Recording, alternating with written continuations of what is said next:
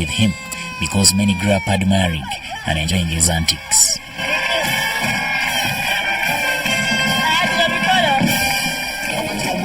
Last evening, he celebrated 33 years on stage, and the event was graced by President Museveni. Bagenda, who was elected to host President Museveni on his big day, led his ebony screen entertaining the head of state and other guests who filled Theatre La Bonita to the brim.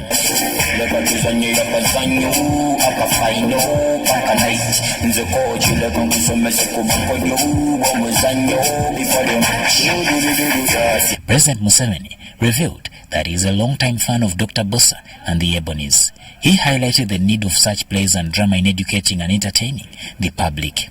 He added that the NRM government is committed to providing a conducive environment for arts and culture to sprout. Abalimi bagenda kulima,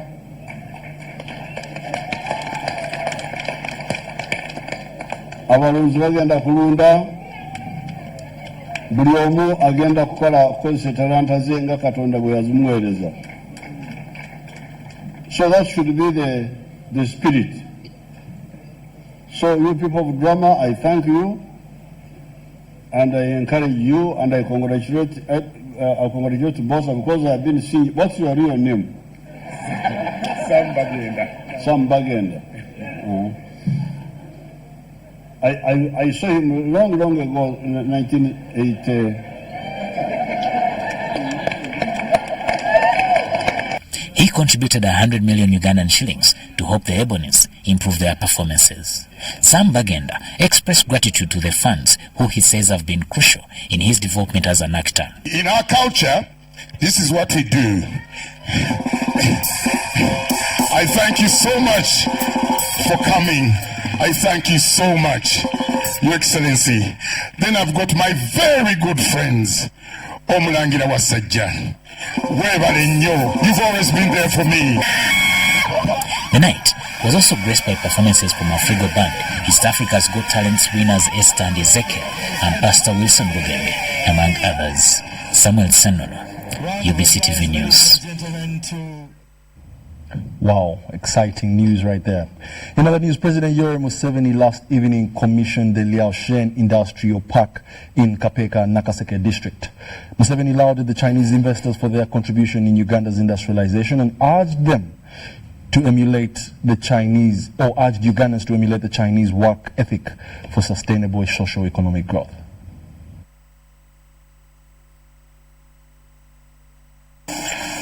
The current number of workers employed in Liaoshen Industrial Park is 2,400, and as more operators settle in, employment opportunities will increase significantly.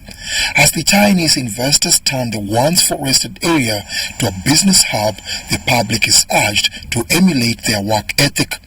The big problem of Africa is sleeping. And when you are working with them, you should know that they are asleep. By liberalizing the economy, 当经济更加自由的同时 we are able to bring people 人们更向往来投资 to come in easily. 让更容易到我们这儿 That's how we are able to attract groups like the ones which are here now. 这就是为什么这么多投资者能够到乌干达的原因。 But as we hear, they still have problems 但是我也听到他们仍然有很多问题， because of the sleepers. The development of the industrial park commenced in 2015, and so far at least 9 factories are operational and several others are in their development phase. So today you've been visiting the hub of the textile factories, and also is the Gaga fruits, and also is the shoes, nylon shoes, and the fish nets. The park is a surplus power supply, which is a major pull factor for potential investors. And sir, this is the way to go if we are to industrialize quickly. This is the way to go. Because we are capable of delivering here 100 megawatts. 100 megawatts.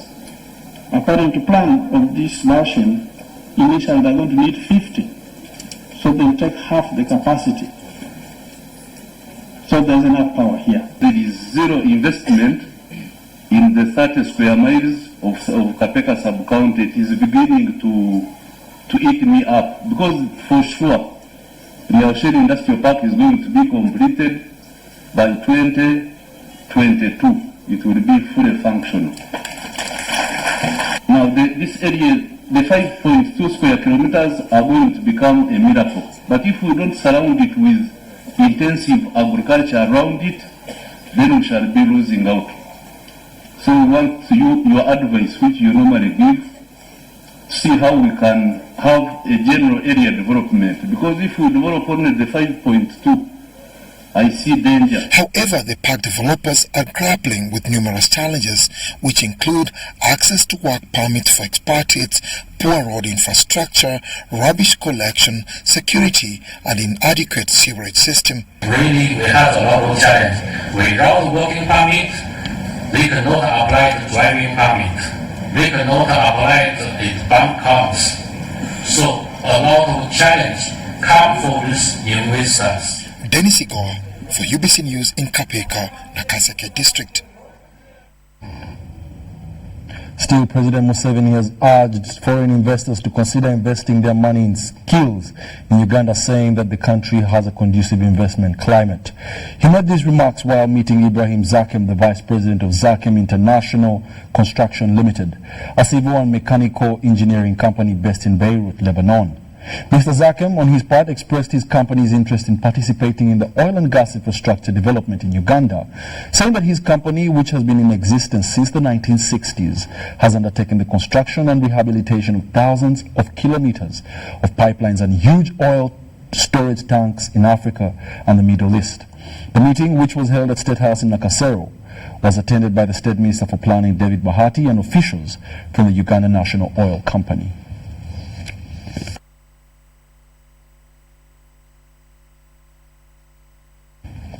Well, in other news, government has instructed the Ministry of Works and Transport to produce inflatable boats to aid in disaster relief response. The boats will be used to cross the areas cut off by floods, according to Mr. Musa Echweru, the Relief and Disaster Preparedness State Minister. The procurement of boats is a directive from the President Yoweri Kaguta Museveni. Meanwhile, broken and destroyed infrastructure continues to hamper efforts geared at helping the victims of landslides and mudslides in different locations across the country. We have a report.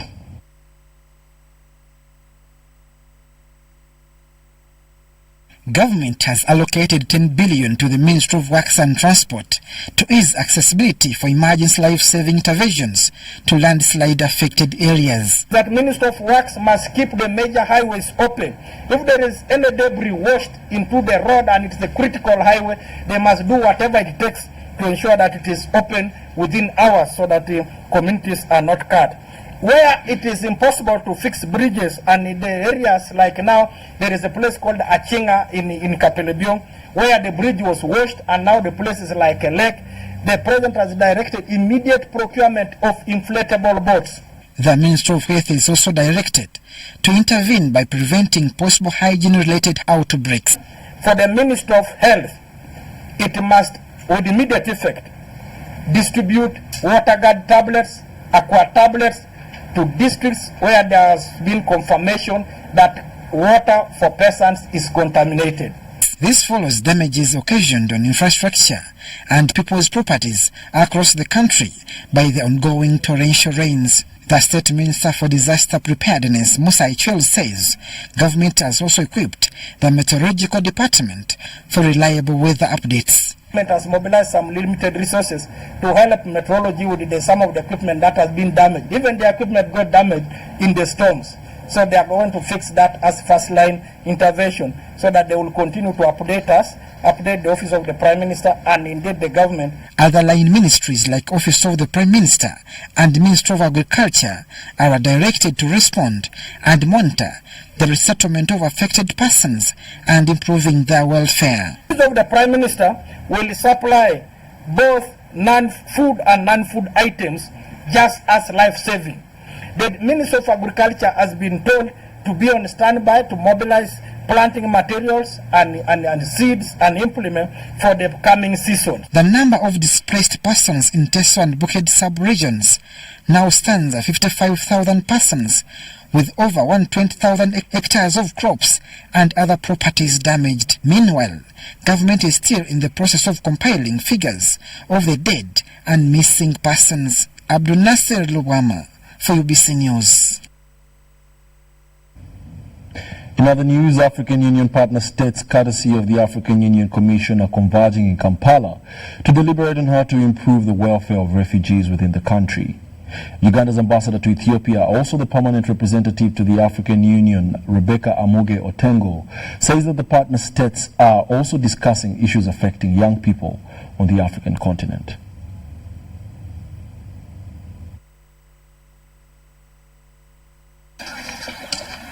The challenge of refugees remains big on the African continent as people continue to be displaced due to armed conflict and natural disasters like floods, landslides and prolonged drought.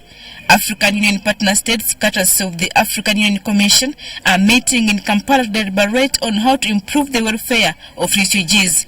Uganda's ambassador to Ethiopia, also permanent representative to the African Union, Rebecca Amuge Otengo, says the partner states are also evaluating the progress of commitments made in 2009 at the African Union Convention for the Protection and Assistance of Internally Displaced Persons in Africa, also known as the Kampala Convention. We came to Uganda on several reasons. One, from 2009 to now, 2019, the Kampala Convention makes 10 years. And we want to see how much it has changed the situations of the IDPs. And also add on the refugees, returnees on the continent. Uganda is one of the countries that have made records for generosity and warm welcome to refugees. Our president says no African must be homeless in Africa. That is Pan-Africanism. He adds that it is also humanity. It doesn't only mean you must take care of Africans, but all human beings must be given the opportunity to live in decency. The African Union member states are also deliberating on the issues affecting young people. It is the young people that must come together to work with the leaders to make sure that they make Africa peaceful. We are discouraging our youth from violence and being conscripted to things like terrorism. That is exactly what we're trying to do. And the youth do agree. When they sit and they discuss, you find that they do not agree with violence. That's why we're moving to another theme of the year, and the youth have embraced it, of 2020, that's silence in the gap. Uganda is one of the African countries hosting the biggest number of refugees, totaling to 1.2 million. Adiana Kute, UBC. Thank you, Adia Nakuti. However, in other news, Nakawa Division of Kampala City Council Authority has commemorated the International Day of Persons with Disabilities. Now, while speaking at the event, the Executive Director of Foundation for Human Rights, Dr. Livingstone Sewanyana, said that programs aimed at improving livelihoods of persons with impairments like brailles for the visually impaired and ramps for the physically handicapped should be prioritized. We have a report on this story.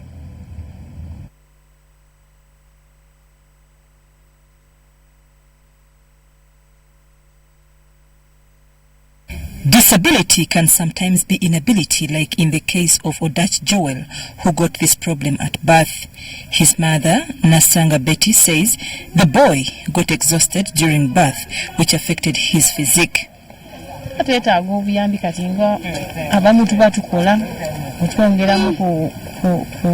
maanyi mu bintu bye tukola naddala ng'akasente tulina katono kuba bano abaana beetaaga okulabirira olina omuwoleza buli kiseera katono tasobola kwetwala manju. The albinos also continue to be discriminated against because of their appearance due to melamine deficiency. Many persons with disabilities would wish to be supported financially, but some think it makes them more of dependents.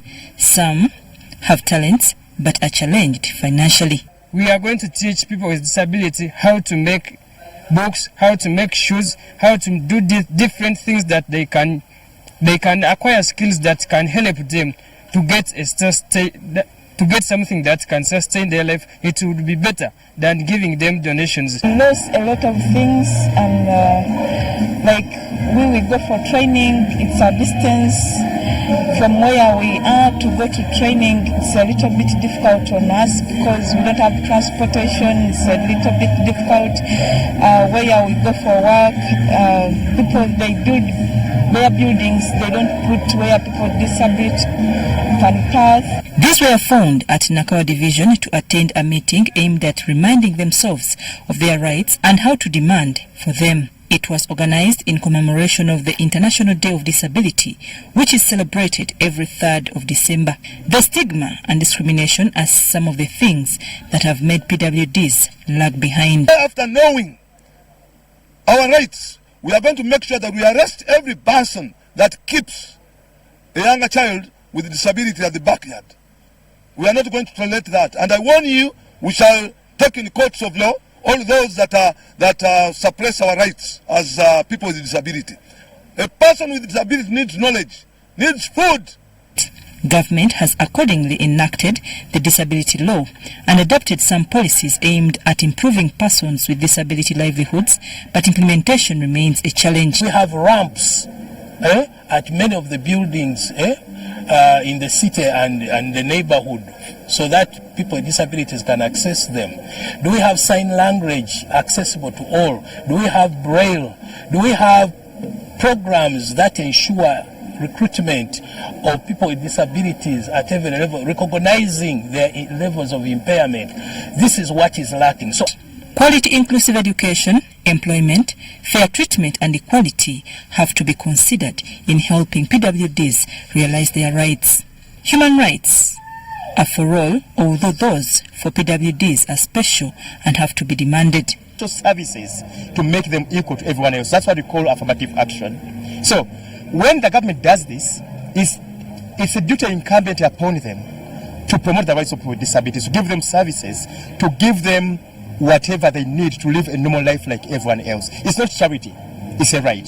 So, International Disability Day has been commemorated under the theme promoting the participation of PWDs and their leadership, taking action on 2030 development agenda. I'm Nafka Farida and Helen Barbara in Nakawa. Thank you, Nafuka Farida and Helen Barbara, for that beautiful piece. In other news, the media has been warned against being used by self-seeking politicians if they are to remain relevant within their profession. This has been disclosed by Victoria Rusoke, a commissioner at the Uganda Human Rights Commission, during the National Dialogue on Economic Rights for the Media Practitioners. Rusoke, however, expressed concerns over poor remunerations of journalists. Let's take a look.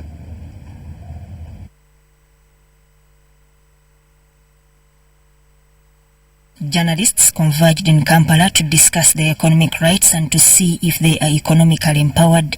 The failure of journalists to get united has been attributed to the abuse of their rights, which makes some to be poorly paid. Because if you work without a signed contract, then you are not committing your superior, your employer, to give you what you agreed upon. Some claimed they recruited them verbally, promising to give them 300. It reduces to 100, it reduces to 50. Setting minimum qualifications of journalists was advocated for and were advised to rejuvenate the association if they are to be fully recognized by those in authority. They also refuted the claim or the request or the urge that Parliament should give them a top-up for covering parliamentary sessional proceedings.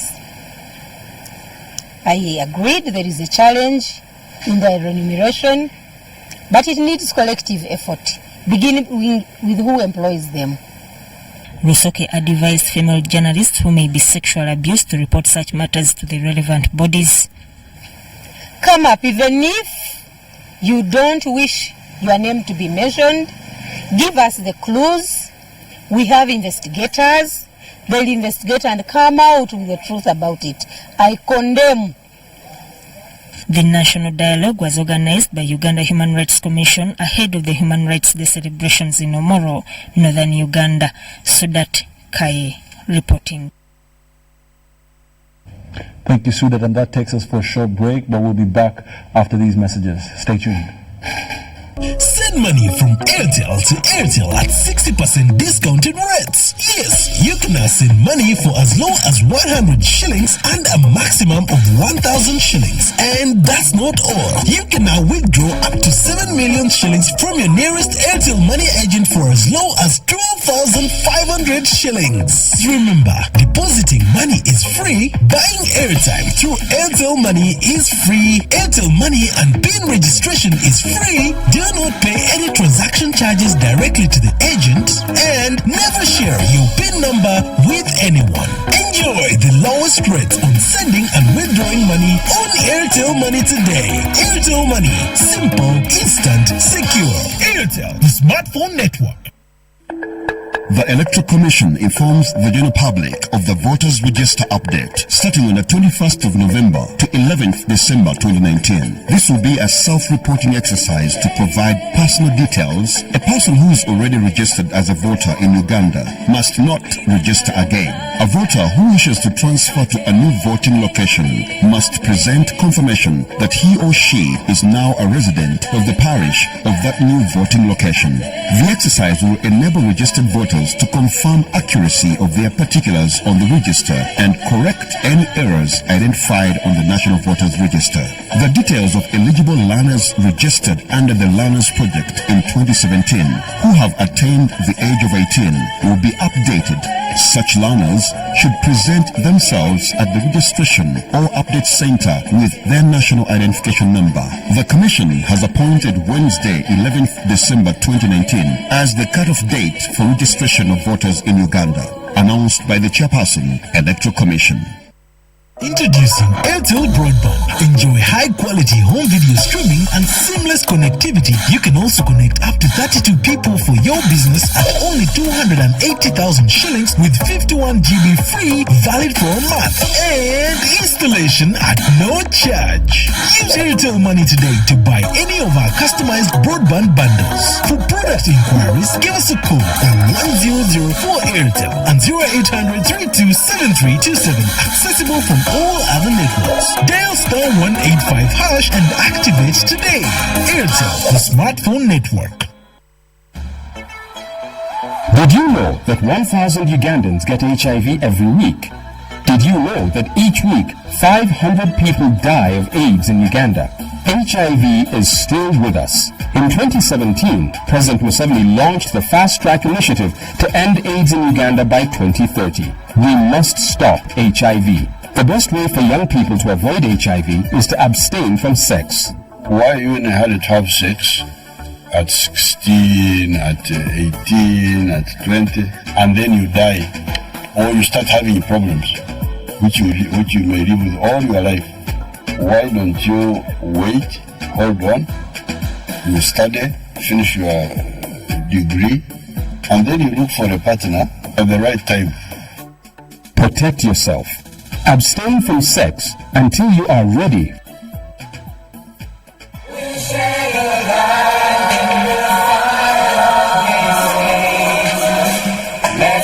around, let's stand together and fight.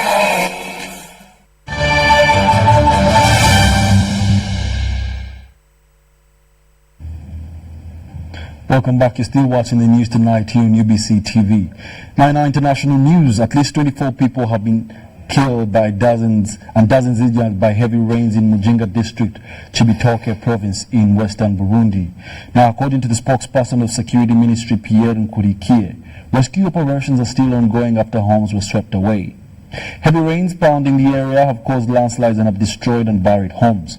The hilly area experienced heavy rains resulting into the landslides, according to the underground reporters SOS. East Africa is experiencing unusually heavy rainfall that has resulted into flooding lately, and at least 130 people have died in Kenya and Uganda.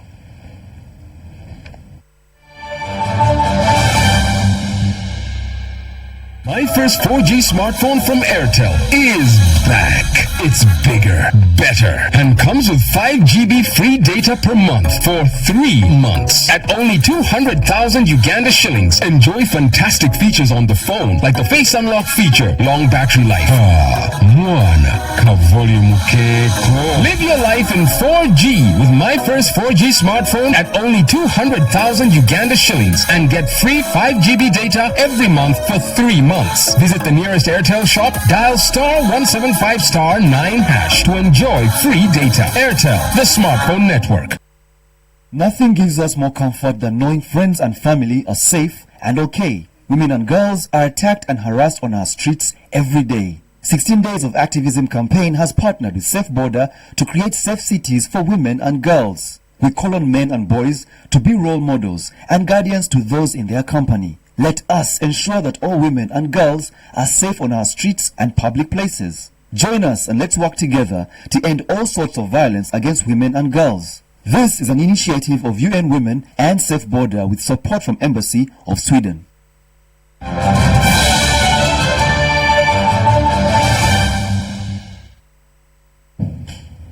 Welcome back. Now in our sports news, European Football Association UEFA has donated equipment to young players living in slum areas. Under the Aliguma Youth Foundation, equipment worth millions of shillings will boost good living among children living in slums. The Aliguma Foundation, the Aliguma Slum Football Tournament that started this evening will use equipment running for 2 weeks. Slums to compete include Naguru, Acholi Quarters, Chiwanga, Nakawa Working, and different academies to identify talent.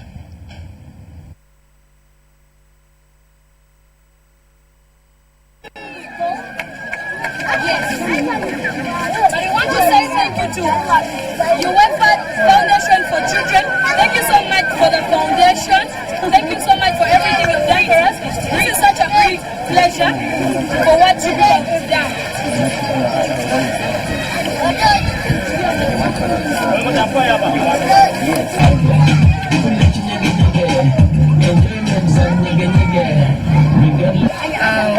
This is the official opening of the third annual Slum Super Tournament that has always been organized by the Aliguma Foundation.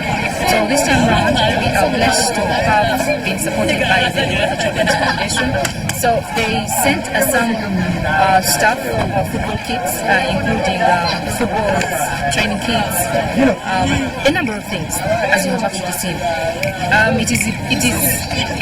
It's very important for us to carry out Slum Super because it is the kind of football that brings together all the kids, all the children, all the youth within the communities, and we have used this slum football or slum soccer to at least address challenges within this community.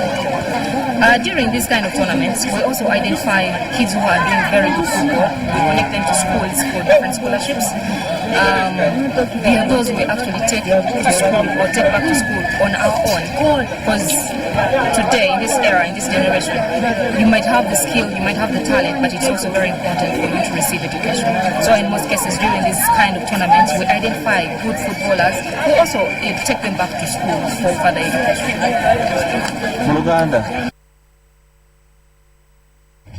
Beautiful right there. Thank you, Rita Aliguma, for your kind heart. Now let's take a look at the top stories today.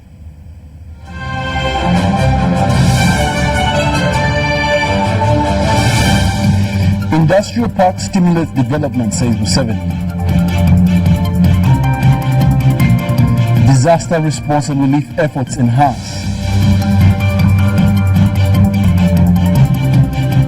HIV and AIDS prevalence in Busia at 4.3%. And in sports, UEFA donates to Kampala slums.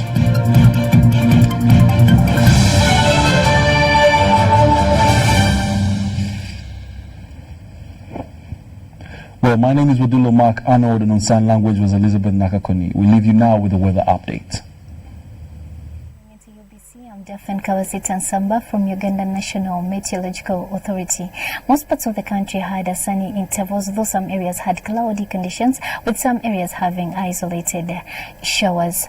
Today, according to a report that we received, Jinja reported the highest amount of rainfall of 32.4 millimeters. Namlonge had 28.2 millimeters, and then Mwende we had 15.0 millimeters, and then Kampala we had 12.7 millimeters. According to the satellite image over Africa, it shows that the rain belt is still covering most parts of our country. That's why we're having showers.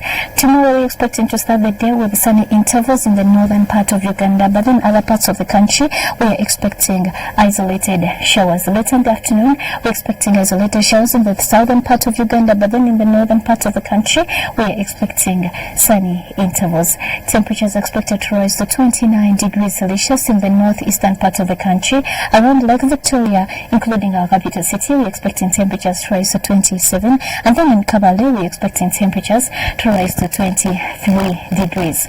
Going beyond Uganda, we're expecting Mwanza, Nairobi and Amsterdam to have showers. Sunny intervals expected in Addis Ababa, and then sunny conditions are expected in Dubai with temperatures rising to 29 degrees Celsius. That's what we had in our store. For more information about weather, don't hesitate to click on our website. Have a blessed night.